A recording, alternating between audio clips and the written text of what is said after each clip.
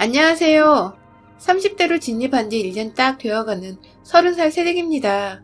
90년생의 며느리 생활기를 사연으로 풀어보려 하는데 재미있게 읽어주셨으면 좋겠습니다.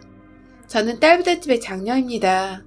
동생들과의 터울은 각각 2살이라 서로 비슷한 시기에 학교도 다니고 졸업을 했지만 결국 부모님 바쁘실 때 열심히 동생들 키우며 돌보고 산 K 장녀입니다. 제 동생들은 돌봐야 할 동생이 또래의 외동이나 언니 오빠가 있는 친구들보다 많아 힘들지 않았냐고 물어보곤 하는데요. 전 하나도 힘든 게 없었어요. 동생들과 노는 것만으로도 충분히 재미있었고 사실 공부는 벼락치기로 고등학교 들어가 공부를 하게 되었던 거라서 더 어릴 적만 해도 공부에 의한 스트레스를 받을 일도 없었었죠. 마치 살림하는 게 제 운명인 마냥 엄마 노릇을 하는 게 나름 재밌었어요. 어릴 적부터 동생들을 챙겨주고 또 동생들한테 사소한 것들이라도 먼저 양보를 하고 취향을 물어봐 주는 게 너무나도 익숙했던 저는 제 교우 관계에서나 사회생활을 할 때에도 그런 자세가 무의식 중에 도드라졌는데요. 남들의 입장에서는 자신을 먼저 생각해주고 양보를 해주려는 제 태도가 늘 고맙고 괜찮게 보였었대요. 저도 대학 졸업 후 6년을 넘게 직장을 다니며 일을 하다 보니 그런 성격이 호구잡히긴 딱이지만 관계 형성에는 나름 도움이 되었던 터라 굳이 제 성격이나 자세를 바꾸려 하지 않았습니다. 인간관계에 있어서 옆에 힘들 때 달려와 줄 수 있는 친구 한 명만 있어도 성공한 것인데 전 그래도 초등학교 친구들부터 그만둔 전 직장 동료들까지 꾸준히 연락을 하면서 곁에 둘 수 있는 친구가 꽤 많았습니다. 자랑이 아니라 그냥 저의 인간관계나 성격이 그리 지랄맞아 별나지는 않았다는 걸 설명해 드리고자 말을 하는 겁니다. 제가 2년 정도 사귄 남자친구가 있었어요. 그 사람이 지금 저랑 함께 혼인신고까지 한 저희 남편이죠. 전혀 서로가 연고가 없는 사이였는데 고등학교 친구가 자기 결혼을 하면서 신랑의 친구를 저한테 소개시켜 주더라고요. 평소 함께 만나 어울리며 사람 참 괜찮은 것 같은데 여자친구가 없어서 꼭 소개를 시켜주고 싶었다며 그 상대를 저로 찝어서 소개팅 자리를 주선해 준 것입니다.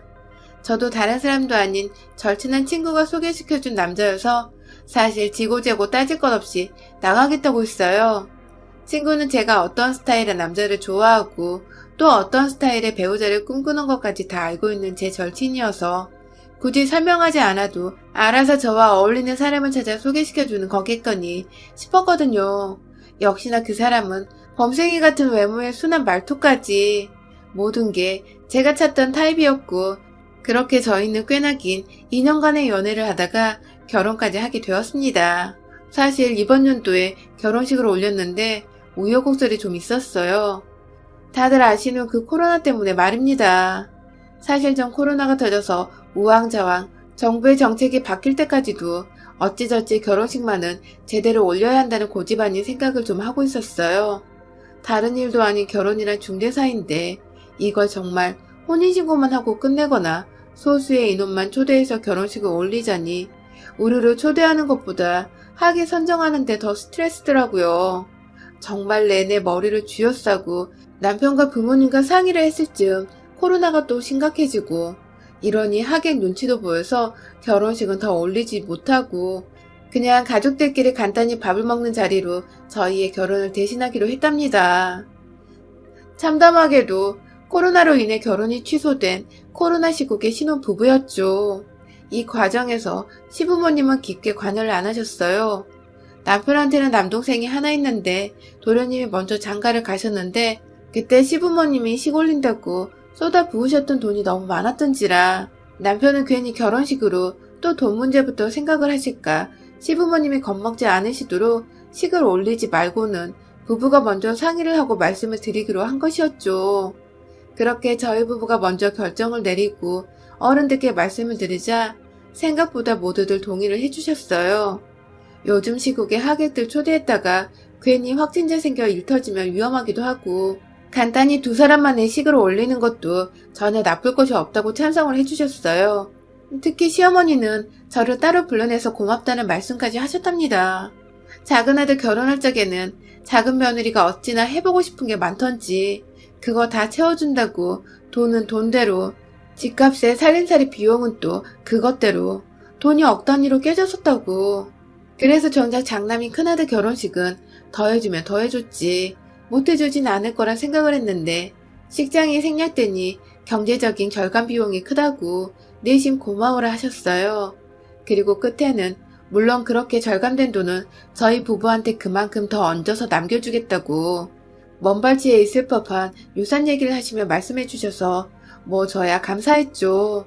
그닥 큰 결심을 했다고 생각을 하지 않았거든요. 제가 나름 여자라 그런지 초창기 때만 해도 결혼하는데 꽤나 로망으로 꿈꿨던 것들이 많았습니다.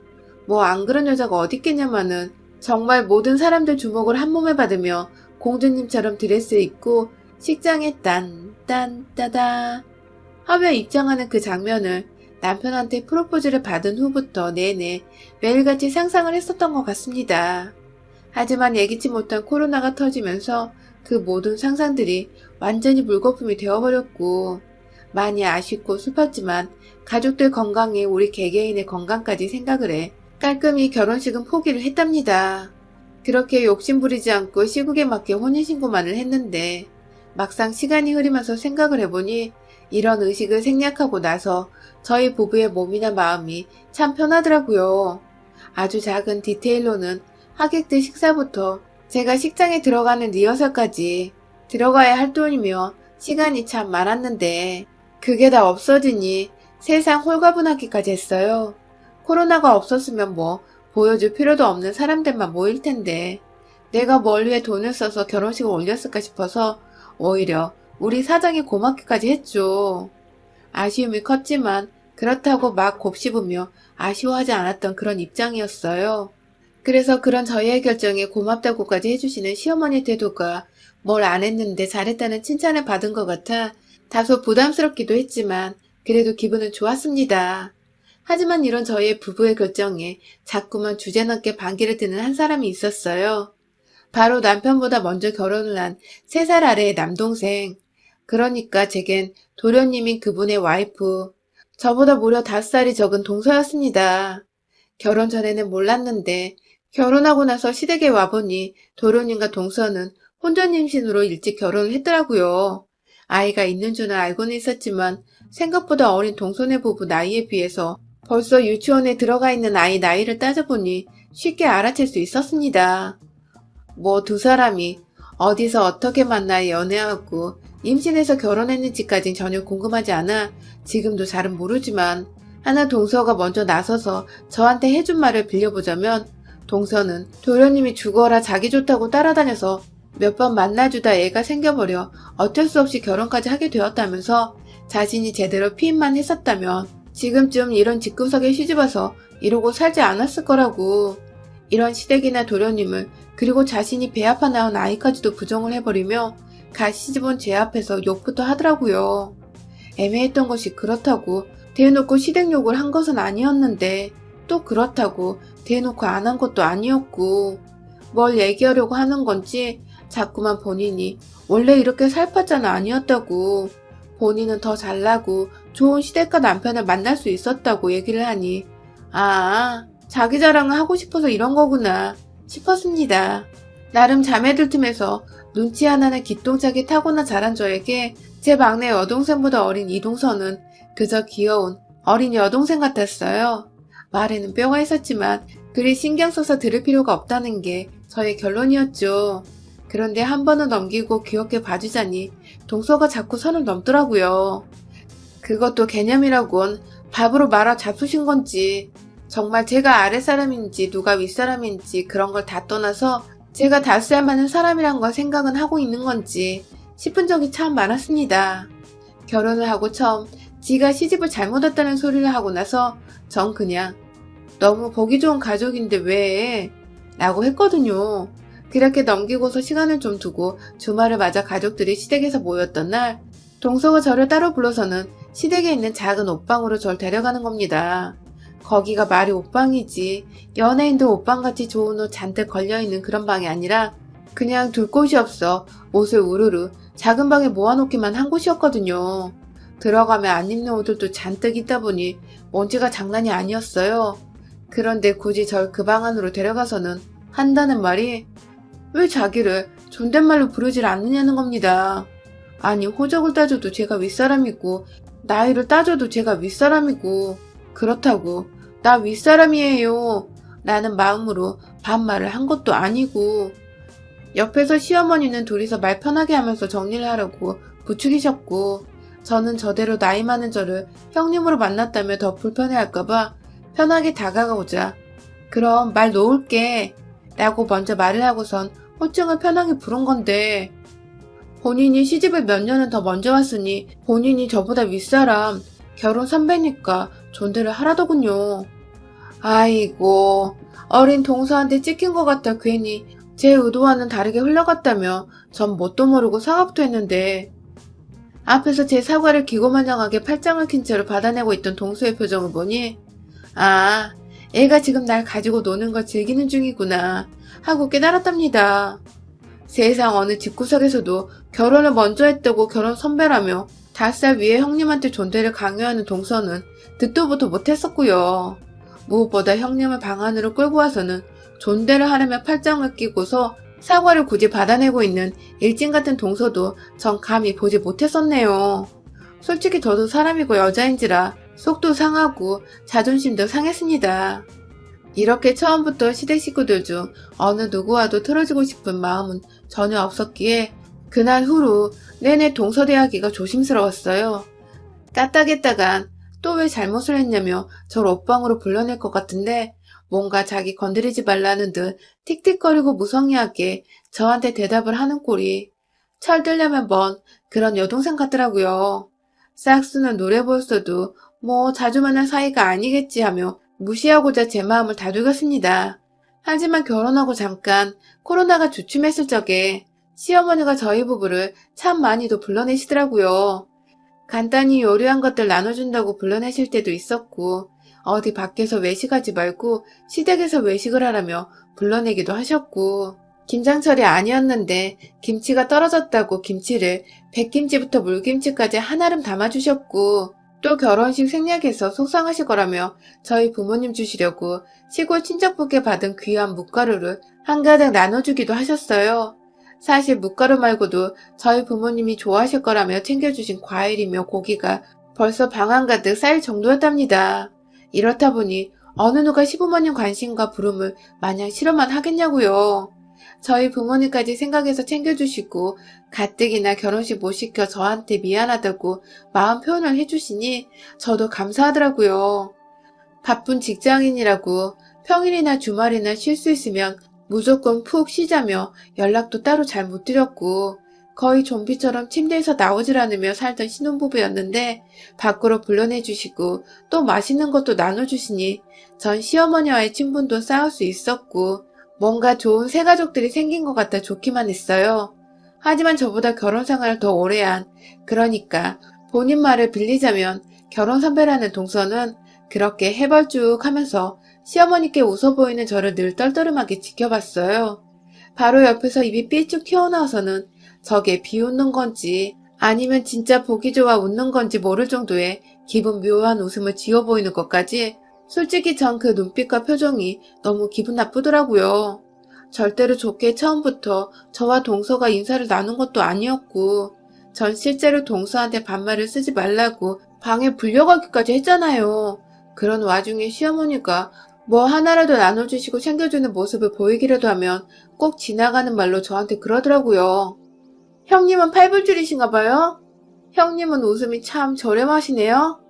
등의 절대로 들어서 기분이 좋을 수만은 없는 애매한 말들로 이게 무슨 뜻일까 싶게 만들던 동서의 말들. 한두 번 들어야 그러려니 하겠는데 매번 이러니 참. 동서 하나 보기 싫어서 시댁을 안 갈 수도 없고 말이죠. 더 웃긴 건 시어머니가 절대로 저 혼자만을 차별하면서 더 챙겨주고 저한테만 고맙다고 하신 게 아니었습니다. 늘 동서의 것도 공평하게 나눠서 준비를 해주셨고 동서의 부모님들 것까지 저희 부모님 것과 함께 챙기셨어요. 그러니까 그냥 시어머니가 베풀고 나누는 걸 참 좋아라 하는 분이셨던 겁니다. 이제 보니 연애할 적부터 저한테 늘 주려고만 하던 남편과 딱 판박이시더라고요. 그런데 그걸 동서는 늘 앞에서는 저만큼이나 감사하다고 잘 나눠드리겠다고 받아내더니 시어머님이 잠시 화장실에도 가 계시면 제 옆에 와서 본인은 말을 살살 반말로 놓으며 말하더라고요. 우리 집이 쓰레기 분리수 과장인 줄 아나 봐. 맨날 이렇게 줘. 혹은 이런 거 받아서 친정 가져가면 그건 나 진짜 불쌍하고 거지같이 사는 거 인정하는 거지 뭐야. 라고 말입니다. 그러니까 동서의 말대로라면 시어머니께 받은 음식들을 절대로 친정에 주지도 애초에 받지도 말라는 뜻이더라고요. 굳이라고 경제적으로 어려우니까 시어머니한테 이런 거를 받는 거라는 식으로 말이죠. 그러면서 본인은 본인 것을 칼같이 챙기고 늘 떠나던 동서. 도대체 저한테 뭘 말하고 싶은지 알 수가 없어 늘 대하기가 참 어려웠습니다. 기분도 나빴고요. 시어머니는 좋다고 주시는 건데 그 어른의 정성을 대놓고 쓰레기장이네 뭐네하며 무시를 하는 버르장머리 없는 태도부터 시작해서 친정에 실제로 매번 시어머니 음식을 나눠드리고 있었는데 그런 저한테 불쌍하고 거지같이 사는 거 인정한 거라고 표현을 한 것부터 절대로 뒤끝 없이 들을 수 있는 말들은 아니었습니다. 저도 점차 동서에 대해 속상하고 섭섭한 생각들이 커져가기 시작했죠. 그러다 두어 달 전쯤인가 제 생일이었어요. 뭐 나이 서른에 생일 파티를 거창하게 하기도 뭐하고 결혼하고 나서 처음 맞는 생일이었던지라 남편과 나름 신경 써서 단둘만의 소중하고 소소한 생일밥을 계획했죠. 남편이 해주는 미역국에 제가 만드는 불고기, 반찬은 그냥 시어머님과 친정엄마가 싸주신 것들로 대충 차려내서 나름 맛나게 밥을 먹었어요.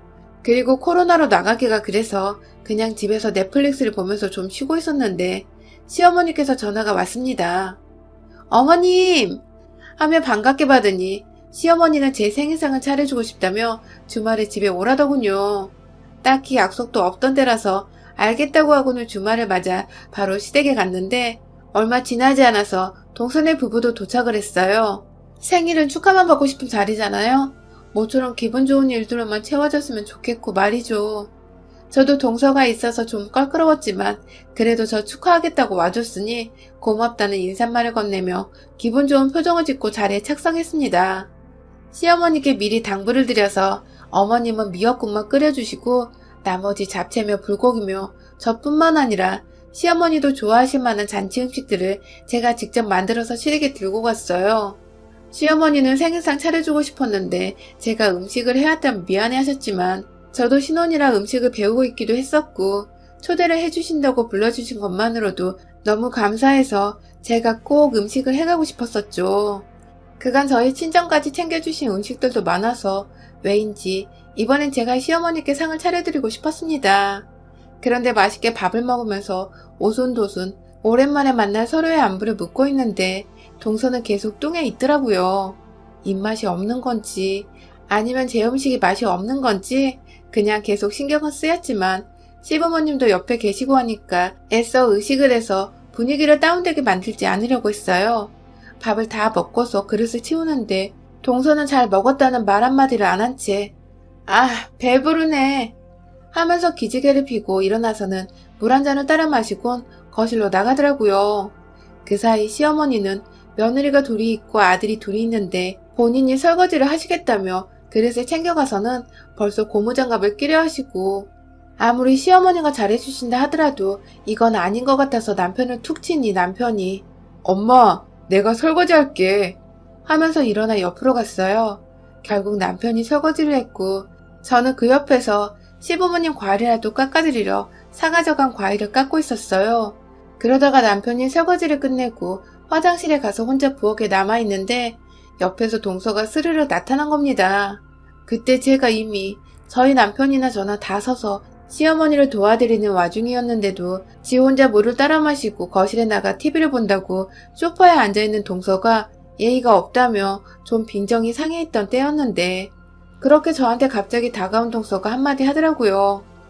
형님, 생일밥상도 시어머니한테 얻어먹어야 해? 집이 가난한 거야? 아니면 어디 그지근성이 있는 거야? 라고 말입니다. 물론 본인이 결혼 선배라 반말로 말을 걸었고요. 순간 얼척이 없어 제 눈빛이 흔들렸어요.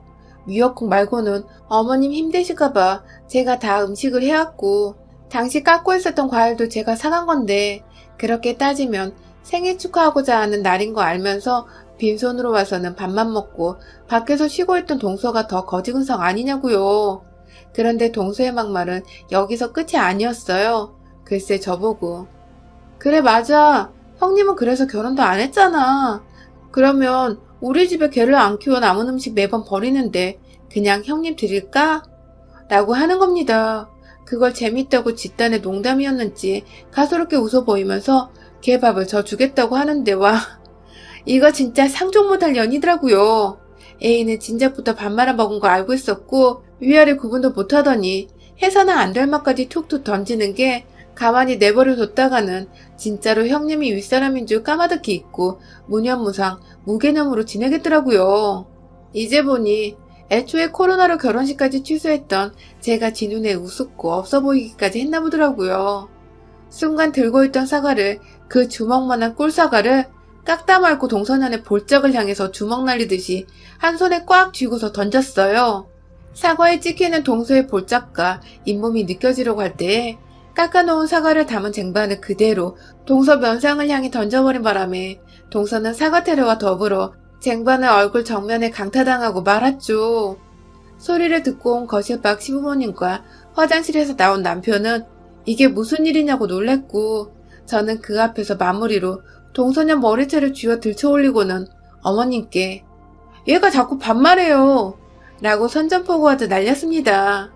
이왕 미친년처럼 보이는 거 어마무시한 쌍년이 되어도 상관없다고 체념을 했거든요.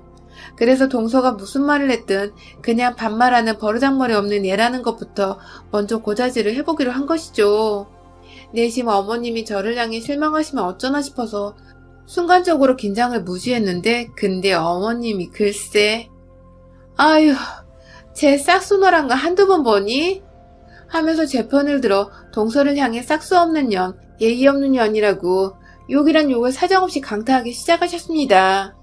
그렇습니다. 그간 어머님도 저 비슷하게 동서로부터 싫은 소리도 몇 번 듣고 어린 게 예의가 없으니 꿍에 있었는데 제가 머리채를 잡고 있으니 이 순간을 기다려왔다는 듯 욕을 하기 시작하신 거죠. 그렇게 제 손에 머리채를 잡혔다가 시어머님 욕을 들어먹고 풀려난 동서는 자신을 그대로 지켜만 보고 있던 도련님을 보더니 아무도 자신을 도와주지 않는다는 거 알았는지 그 기고만장하던 기가 죽어서는 알아서 바닥에 떨어진 사과를 주워 담더라고요. 제가 그 정수를 향해 그것도 내가 사온 거고 오늘 네가 먹은 미역국 빼고는 내가 집에서 해온 거야 라고 하니 내심 당황한 듯 아 그래요? 하고 억지로 존대를 또 붙이더니 금세 지 가방 챙겨 도련님이고 뭐고 애만 데리고 주랭랑치며 나가던 동서. 그 뒷동서에 대고 전 말했어요. 다음에 볼 땐 존댓말 제대로 해라. 개밥은 나도 정 요리하기 귀찮으면 생각해볼게. 하고 말이죠. 그게 무슨 말이냐고 물어보는 시어머니와 남편에게 그 뒤에 있는 서방님 들으라는 듯 큰소리로 동서한테 들은 막말들을 말씀드리니 남편은 저만큼이나 화가 나서 씩씩거리다가 서방님을 보고는 동서를 대신해 주먹이라도 한 대 치라는 자세를 취하더라고요. 그 바람에 제가 도련님을 빨리 동서 따라 집 가라고 내보냈고 도련님은 또 형한테 쥐어 터질 뻔하다가 그걸 막아준 저한테 세상 고마웠던지 밤에 생일 축하드린다는 말과 함께 자기가 집에서도 동서와 한판 제대로 떴다며 대신 사과를 드린다고 전화를 해왔어요. 옆에서 희미하게 동서가 꺼이꺼이 우는 소리도 들렸던 것 같고요. 처음부터 왜 쓸데없는 기싸움을 하려 해서 여러 사람 불편하고 피곤하게 만든지 모르겠으나 뒤늦게라도 제 손으로 직접 머리채 잡아 볼짝의 권투장갑이 아닌 사과로 펀치까지 세게 날려주고 나니 그간의 무거운 억감정들이 수그러드는 기분이 들었습니다. 남편의 도련님 그리고 예상치 못한 시어머니까지 단번에 제 편이 돼주셔서 얼마나 감사했는지 몰라요. 우리 결혼 선배님인 동서, 선배면 선배답게 행실임에 말이며 생각을 좀 하고 살아라. 그러다 다음번에는 진짜 권투장갑으로 맞아 잇몸 나가는 수가 있다. 여러분의 생각은 댓글로 남겨주세요. 오늘도 시청해주셔서 정말 감사합니다. 안녕하세요. 저는 인천 부평에 살고 있는 토탈뷰티샵을 운영하고 있는 32살 여성입니다. 오후 좀 오픈을 하고 정신없는 나날이 계속되다가 모처럼 휴일을 맞아 집에서 커피 한잔하며 사연을 듣고 있네요. 제 사연을 여러분께 들려드리면 어떨까 싶어 이렇게 글을 쓰게 되었답니다. 저는 어려서부터 미미 인형을 꾸며주는 놀이를 제일 좋아했는데요. 그래서 그런가 남들을 예쁘게 꾸며주고 싶다는 생각에 저만의 토탈 뷰티샵을 운영하는 게 꿈이었어요. 실업계인 미용 고등학교에 진학하며 네일아트, 미용 관련 자격증을 꾸준히 공부했고요. 학교를 졸업한 뒤에는 뷰티 아카데미에 입학해 헤어 디자이너 자격도 얻었어요. 미용 관련 일을 하는 게 쉬운 일은 아니지만 저는 그만큼 보람을 느끼고 있답니다. 자신의 달라진 모습을 보고 기뻐하는 고객님들을 보고 있노라면 저도 기분이 좋아지니까요. 저는 22살이라는 어린 나이에 결혼을 했습니다. 남편과는 6살 차이가 나고 제가 헤어 디자이너로 일하던 미용실에서 만났습니다. 남편은 금융업에 종사하는 회사원이었어요. 저희 미용실이 남편 회사 근처에 있었고 몇 번 오가며 머리 손질을 해주던 것이 인연이 되어 결혼까지 하게 되었답니다. 일찍이 안정된 삶을 살고 싶었던 저는 번갯불에 콩 구워 먹듯 남편과 짧고 굵은 연애 끝에 결혼식을 올렸어요. 각자 집안은 평범한 집안이었습니다. 한 번도 누가 더 뛰어난다던가 잘났다던가에 하는 기준이 없었어요. 저는 저희 집에 늦둥이로 태어나 아버지는 2년 뒤면 정년 퇴임을 앞두고 계셨고 어머니는 동네에서 작은 미용실을 운영하고 계십니다. 남편은 어려서 시아버님이 돌아가셨고 시어머니 혼자 남편보다 3살 많은 시누이 그리고 남편을 키우셨어요. 그래서 자식에 대한 자부심이 남다르신 분입니다. 하지만 시어머니로서 며느리 노릇을 바라신다거나 시자짓을 하신다거나 하지는 않으셨어요. 자부심은 자부심이지 어디 가서 남한테 피해를 주어서는 안 된다고 생각하시는 분이라 지금도 자식한테 손 안 벌리고 살려고 식당에서 파트타임으로 용돈벌이 하시거든요. 남편도 금융업에 종사하지만 월급이 많은 편은 아니었어요. 하는 만큼 받아오는 수당제였거든요. 하지만 살아가는 데 부족함이 없어서 서로 만족하며 살고 있습니다. 시어머니는 오히려 어린 나이에 시집와서 고생한다며 남편에게 너는 네 마누라 떠받들고 살아야 한다 며 면박을 주기도 하세요. 제가 25살이 되던 해, 그러니까 남편과 결혼하고 3년차가 되었을 때요. 고등학교를 졸업한 이후부터 악착같이 일을 하며 작은 가게를 낼 수 있을 정도의 돈을 모았어요. 우연히 싼 가격에 모기 좋은 곳에 작은 뷰티샵을 차렸습니다. 자본이 없어서 처음에는 네일샵으로 시작을 했죠. 남들처럼 화려한 경력이 있는 것도 아니고 어린 나이에 무턱대고 사업을 시작하자니 막막하더군요. 모든 것을 저 혼자 해보려는 의도도 있었지만 생각보다 어려운 부분이 많았습니다. 홍보를 한다던가 어떤 식으로 고객을 유치해야 하는지부터가 문제였죠. 업체를 통해 홍보를 해보기도 하고 무료 이벤트를 한다던가 다양한 방식을 도입했어요. 명절이나 가끔 시댁에 갈 때마다 꼭 시누이가 딴지를 걸더군요. 옳게 가게는 잘 돼가? 쓸데없이 힘 빼지 말고 다니던 미용실에나 다시 가지 그래? 나이도 그렇고 실력도 포장 못하는데 돈 아깝게 뭐하는 거야? 라면서요. 아니 제가 제 일을 하겠다는데 꼭 그렇게 말을 해야 하나요? 처음에는 저보다 나이가 많은 어른이 노파심에 하는 이야기겠거니 했는데 들을수록 기분이 나쁘더군요. 때가 되면 어머니, 남편, 시누이 할 것 없이 제가 알아서 손 마사지, 발 마사지 다 해드려요. 그런데 시누이는 맨날 실력이 어쩌네 저쩌네 하면서 제가 샵을 내니 때마다 와서 네일 케어 싹 다 받고 간답니다. 한 번은 말도 없이 알고 지내는 아기 엄마들까지 데리고 와 공짜 시술도 받았었죠. 그러면서 매번 투덜투덜 여기는 이런 것도 한 해만에 그럴 거면 본인이 운영하면 되는 노릇이잖아요. 시누이는 변변찮은 직업이 없는 가정주부예요. 동갑인 남자친구와 연애하다 저희가 결혼한 다음에 속도 위반으로 결혼한 케이스죠. 제가 나이만 어리다 뿐이지 솔직히 할 말은 제가 더 있는 거 아닌가요? 제가 샵을 운영하면서 고정적인 급여는 아니지만 디자이너로 일할 때보다는 수입이 조금 많아졌어요. 큰 차이는 아니지만 그래도 시어머니 쇼핑시켜드릴 여유는 생겼답니다. 샵을 차리기 전이야 돈도 모아야 했고 상황도 상황인지라 많이 챙겨드리지 못했어요. 서로 간소하게 하자고 예단이나 예물도 없이 결혼했거든요. 시누이는 그때도 돈 잘 버는 신랑 만났는데 몸만 오네? 시댁 어른들한테 드릴 예단 정도는 해왔어야지. 못 배운 건지 그건 예의가 없는 거야. 라며 저희 부모님을 싸잡아 욕하는 듯한 말을 했어요. 당사자들이 좋으면 그만인 결혼, 과하지 않게 알아서 잘하면 된 거 아닌가요? 그리고 시아버님이 돌아가셨던 탓에 그닥 챙길 식구들도 없었고 결혼하면서 아무것도 안 하기에 너무한 것 같아서 최소한의 도리를 해야겠기에 어머니께 애단비 명목으로 500만 원 드렸고 신우이한테도 사고 싶은 거 사라며 200만 원 줬어요.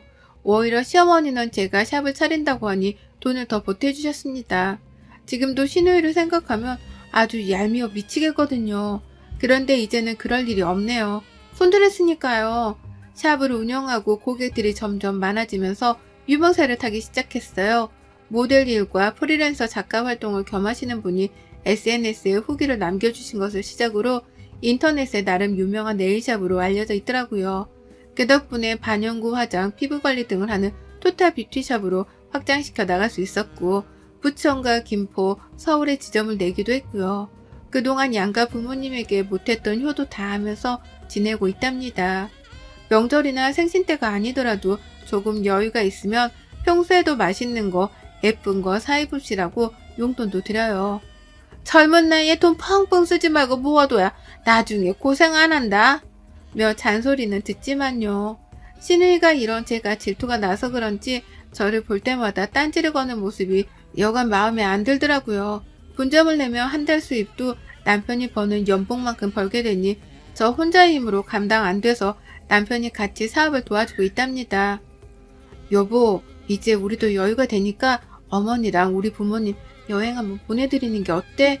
해외여행 한 번도 못 가보셨다고 하니 이 기회에 유럽 패키지 여행 괜찮을 것 같은데 코로나 때문에 겨우 제주도나 저기 전라도 쪽만 가보셨지 해외는 안 가보셨잖아. 라며 제가 먼저 제안을 했어요. 남편은 그렇게 먼저 생각해주니 고마워. 엄마한테 전달해드릴게. 같이 가면 더 재밌으실 거야. 라며 좋아해주더라고요. 저희 부모님, 시어머니랑 나이도 같으셔서 친구처럼 잘 지내세요. 그래서 이번에 2주 동안 유럽 여행을 보내드리려고 계획했습니다. 아니나 다를까 양가 어른들은 너무 무리하는 건 아니냐며 처음에는 가지 않겠다고 하셨지만 그동안 저희 뒷바라지 해주시고 고생 많으셨으니 한 번쯤은 다녀오셔도 돼요. 이제는 좀 쉬셔야죠. 하니까 미안해 하면서도 즐겁게 잘 다녀오겠다고 고맙다고 하시더라고요. 가셔서 부족함 없이 쓰시라고 용돈, 해외에서 사용할 수 있는 카드도 챙겨서 보내드렸습니다. 지금도 여행 다녀오셨던 사진첩을 보시며 너무 좋았다고 하시네요. 다음번엔 같이 가기로 약속했고요. 그렇게 해외여행을 보내드린 지 한 달쯤 지났을까요? 여느 때처럼 자연스럽게 샵으로 와 네일 케어를 받으며 앓는 소리를 하더라고요. 올케는 돈 많이 벌어서 좋겠다? 나는 집에서만 있으려니까 좀이 쑤셔서 말이야. 너무 답답하네. 형님, 그러면 이제 아이도 어린이집 다니니까 파트타임으로라도 일을 해보시는 게 어때요? 내가 무슨 일을 해? 아이 보면서 일하는 게 얼마나 힘든 건 줄 알아? 나도 올케처럼 번듯한 매장 하나 갖고 가만히 앉아서 돈 내세 받고 싶다. 올케도 내 나이 돼봐. 이해할 거야. 저 그렇게 쉽게 돈 안 벌어요. 바쁜 거 아시잖아요. 정 답답하시면 형님 집 근처에 제가 아는 카페 있는데 거기서 파트타임으로 일해보실래요? 내가 무슨 아르바이트야? 매장 하나 갖고 있어도 모자란데 올케 너무하네? 지금 있다고 잘난 척하는 거야? 아니요. 그게 아니라 하도 답답해 하시니까 그렇죠. 뭐라도 하면 좀 낫지 않나 싶어서요. 기분 나쁘셨다면 죄송해요. 내 나이 때는 이런 번듯한 매장 하나 갖고 있으면서 돈 받아먹는 게 제일이야. 일하는 게 여간 힘들어? 그러니 많이는 안 바라고 딱 올케만큼만 했으면 좋겠다 이거지. 매장 하나 더 낼 생각 없어? 사실 신우이 남편이 얼마 전 구조조정으로 실직을 했다가 재취업을 했거든요. 제가 급여로 200만 원을 받아본 적도 있지만 새 식구 사는데 사치만 안 부리면 4,500 정도 벌면 괜찮지 않나요? 신우이 남편 실직 당했어도 급여 500 정도는 되는 걸로 압니다. 매번 케어를 받으며 올 때마다 저런 식으로 앓는 소리라니 저는 그저 장단에 맞춰줄 뿐이고요. 한 번은 받아쳤다가 시어머니께 일주일 동안 울고 보고 난리를 쳤다고 해요. 시어머니는 평소에 제 행동을 아시니 자기 딸이어도 그러려니 하고 넘어갔대요. 신우이는 매장을 여러 개 갖고 있으면서 돈 잘 버는 제가 부러웠나 봅니다. 자신도 매장을 하나 내고 싶다며 갖고 싶다는 뉘앙스를 꼭 풍겨요. 그러다가 저한테 씨알도 안 먹힌다는 걸 알았는지 화제를 돌리더라고요. 저희 부모님과 시어머니가 유럽 여행을 다녀오신 걸 꼬투리 잡아 자꾸 자신도 여행을 보내달라는 겁니다. 물론 사람마다 생각하는 기준이 다르겠지만 3살밖에 안 된 시누이 아들도 제가 살뜰히 챙기거든요. 엄마만큼은 아니지만 때 되면 옷 사입혀라, 맛있는 거 사주라며 100만 원씩은 보냅니다. 결코 적은 돈이 아니에요. 그런데 그때도 고맙다는 말은 듣지 못했어요. 제 돈이 마냥 자기 것인 줄 아는 모양이었죠. 땅 파면 쉽게 나오는 돈인 줄 알았나 봅니다. 올케가 여유가 있으니까 하는 말이야. 나도 시댁 어른인데 나도 보내줘야 마땅한 거 아니야? 올케 그렇게 안 봤는데 사람이 너무 무뎌. 융통성이 없다 이 말이야. 지난번에 저희도 모아둔 돈 보태서 큰 마음 먹고 보내드린 거예요. 항상 저희가 수입이 많은 건 아니고요. 분점 내면서 쓴 돈도 많고 이제 또 모아야죠. 저희도 사람인데 어떻게 매번 그렇게 보내드릴 수 있나요? 여유가 된다고 해서 무조건 돈 많은 게 아니에요. 어머 올케, 그래서 지금 날 가르치려 드는 거야? 내가 한마디 했다고 그렇게 나온다 이거지? 네? 어떤 뜻으로 받아들이신 건지는 모르겠지만 형님이 생각하시는 그런 의미는 아니에요. 저도 당연히 여유되면 보내드리죠. 근데 말씀드렸다시피 분점 내면서 이번에 지출이 좀 커요. 그래서 해외는 어렵고 제주도는 어떠세요? 올케, 내가 그렇게 말했는데 어떻게 그래? 왜 엄마랑 나랑 차별하는 거야? 여행 한번 보내주는 게 그렇게 어려워? 올케는 여유도 있고 부탁한 건데 그게 그렇게 어렵니? 이렇게 속이 좁아 터져서야. 말씀드렸잖아요. 저희도 항상 여유가 있는 건 아니라고요. 다음에 해외여행 보내드릴 테니 이번엔 제주도 가셔요. 호텔도 좋은 거 잡아드리고 저희가 다 패키지로 잡아드릴 테니. 그랬더니 시누이의 표정이 싹 굳어버리는 거예요. 마침 케어가 끝났는데 옷가지를 챙겨 나가더라고요. 그날 저녁 남편이 김포지점에 업무를 보러 다녀왔다 집에 화가 난 모습으로 들어오는 겁니다. 무슨 일이냐고 물으니 시누이가 남편에게 전화해 저와 있었던 일을 말하며 화를 냈다고 하더라고요. 남편은 평소에 아무것도 하지 않으면서 바라기만 했던 시누이를 벼르고 있었던 터라 전화가 온 김에 싫은 소리를 했더니 싸움이 난 겁니다. 저는 중간에서 괜히 이야기를 잘못해서 저 때문에 싸움이 난 것 같아서 난감했어요. 다음날 시누이에게 전화했습니다.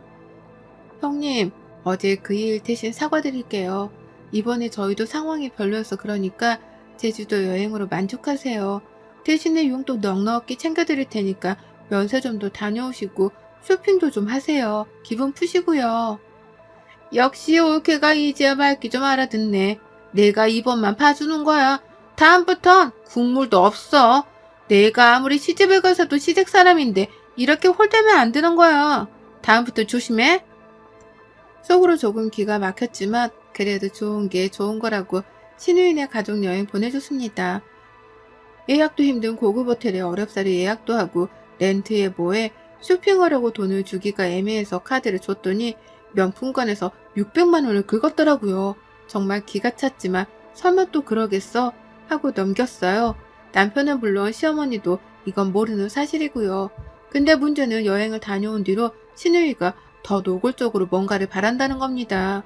자기도 양심이 있는지 눈치가 보이는지 남편이나 시어머니가 안 계실 때만요. 특히 제 샵에 케어받으러 올 때만요. 기가 막히죠. 그러다 제가 아이를 임신했어요. 임신한 몸으로 샵을 운영하자니 여간 힘든 게 아니더군요. 배는 점점 불러오고 힘들지만 좋아하는 일이니 태교달 생각했죠. 임신 6개월이 지나 몸이 너무 무거워 움직이는 것도 버거울 때였어요. 빈혈기도 있었고 컨디션이 별로 좋지 않았는데 시누이한테 연락이 오더라고요. 올케, 이번에 친구가 일본으로 온천여행 갔다 왔는데 그게 좋다더라. 유럽은 아니더라도 일본은 괜찮은 것 같아. 저번에 해외여행 보내준다던 약속 잊지 않았지? 네? 당연하죠. 근데 저번에 제주도 다녀오셨잖아요. 그리고 제가 몸도 몸이지만 컨디션이 너무 안 좋아서요. 혹시 다음에 이야기하면 안 될까요? 뭐? 이런 식으로 떼빼려고 그러지? 내가 모를 줄 알아? 아니 그렇게 해외여행 보내주기가 힘들어? 내가 차별하지 말랬지? 그렇게 마음 씀씀이가 안 좋으니 몸도 안 좋은 거야. 그러다 얘도 잘못되는 거고 알아? 네? 말씀 다 하셨어요? 제가 안 보내드린다고 했어요? 지금 저도 임신 중이고 몇 개월 되면 아이도 태어나고 정신없는데 가뜩이나 제가 컨디션이 별로니 다음에 이야기하자고 했잖아요. 왜 그러세요? 말버릇 좀 봐. 어른이 이야기하면 내내 할 것이지. 임신 유세야? 나도 얘 낳았어. 아기용품 구매한 거 보니까 죄다 비싼 거 샀더라. 나 때는 그런 거 없었는데 나 해외여행 보내줄 돈은 없으면서 그렇게 사치 부릴 돈은 있나 보지? 진짜 무슨 거지도 아니고 여유 있으면 있는 만큼 베풀 줄도 알아야지. 거지요? 형님, 말이면 다인 줄 알아요? 형님도 제가 유모차, 카시트 거의 다 사드린 걸로 아는데요. 남편 돈이 아니라 제 돈이에요. 그건 알고 말하세요. 거지라고 하셨어요? 지금까지 제가 다빈이 용돈이라고 드린 돈 그거 다 제 돈이에요. 거지 같다면 형님이 더 거지 같겠죠. 어따 대고 저한테 막말하세요? 제가 더 심한 말해요? 뭐? 너 말 다 했어? 지금 나보고 거지라고 했어? 너 말이면 다인 줄 알아? 저는 너무 기가 차고 더 이상 신우의 목소리를 들었다가는 미쳐버릴 것 같아 전화를 끊었어요. 컨디션도 좋지 않고 신우이와 전화통화를 하고 나서 도저히 분이 안 풀려 샵을 덮고 집으로 갔습니다. 퇴근한 남편을 붙잡고 이야기했어요. 여보, 앞으로 나랑 살지 형님이랑 인연을 끊던지 해. 내가 언제까지 참아야 해?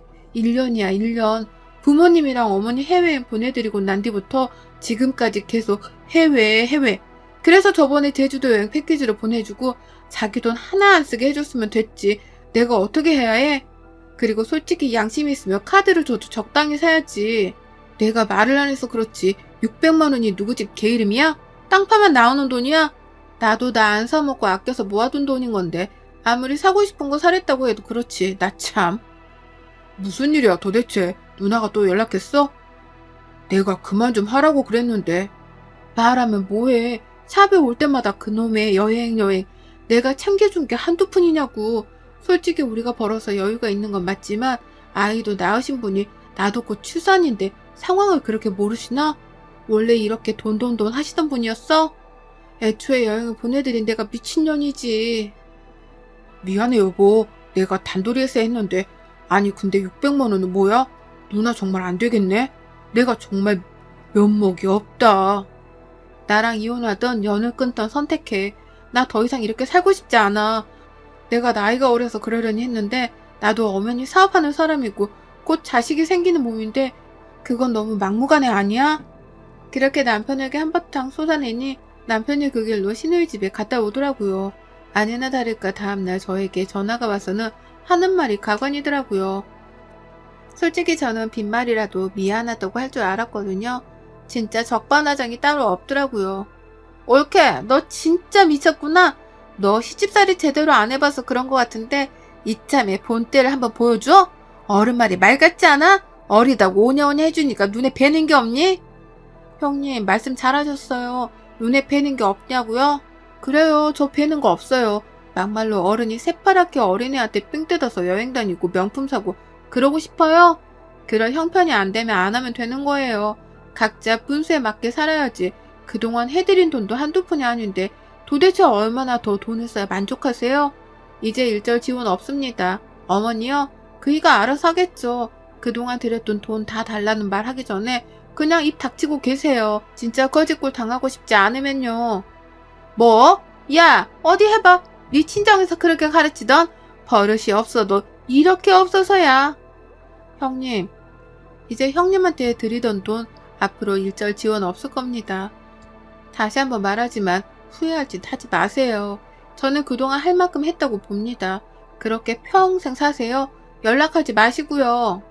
그 나이에 남들 다 하는 거 전 안 하면서 아끼고 모아서 매장 차리고 사업 시작했어요. 그래서 지금까지 온 거고요. 여유라면 여유지만 단 한 번도 돈을 허투루 쓴 적이 없어요. 저는 그 길로 시댁으로 가서 시어머니께 모든 사실을 말했습니다. 그동안 신우이한테 작게는 10만원, 크게는 200만원까지 이체 내역을 싹 다 뽑아서 들고 갔어요. 물론 신우이 남편한테도 메시지로 보냈고요. 어머니는 신우이가 제주도 여행 다녀온 거, 제 돈 600만원 함부로 쓴 거 모르시더라고요.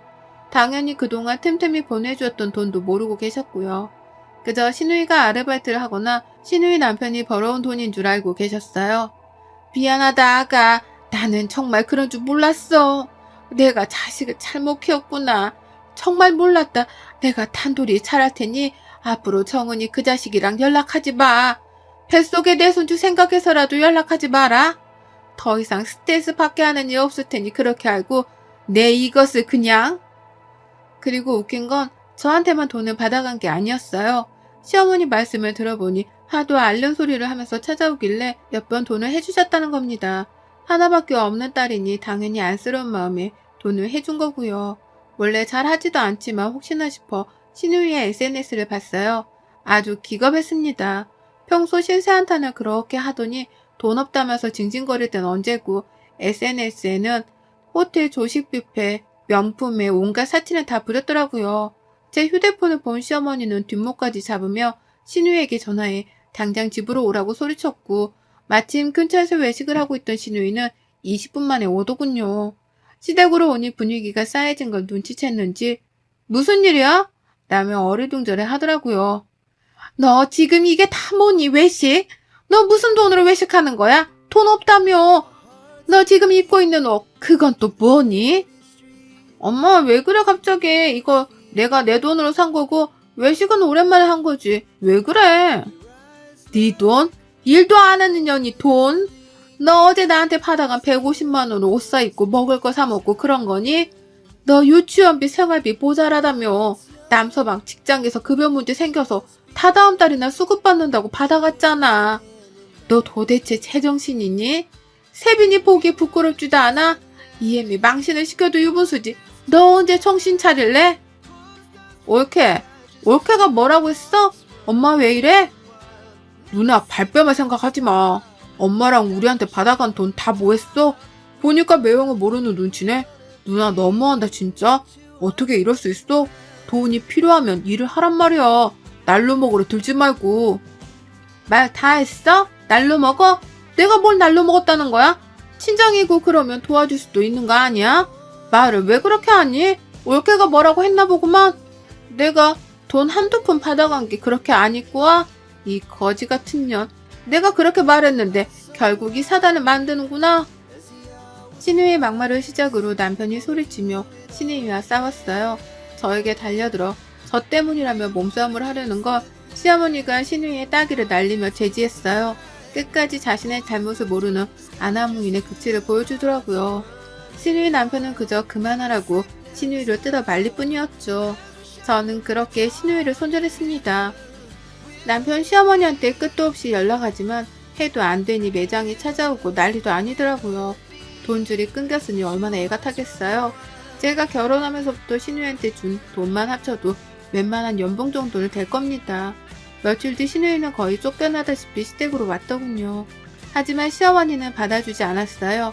메시지를 읽고 화가 난 신우이 남편이 이혼하자며 맨몸으로 쫓아냈다고 합니다. 신우이는 저를 홀겨볼 뿐 더 이상 어쩌지는 못하더라고요. 드디어 10년 묵은 체증이 싹 가라앉은 것 같았어요. 속이 다 시원하더라고요.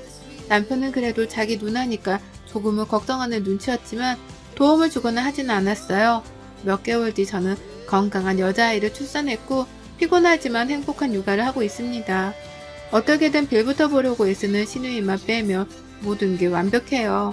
신우이는 결국 이혼을 당했고 시댁 근처 어딘가에 원룸을 얻어 살고 있다고 합니다. 저와 일체 만나게 하는 일이 없겠다며 신랑과 시어머니는 신경을 곤두세우고 계세요. 앞으로는 1년에 2번만 보자고 하시더군요. 본인이 자식을 잘못 키운 탓이라며 그렇게라도 하지 않으면 어떻게든 연락을 취하려 할 테니 애초에 차단시켜 주겠다면서요.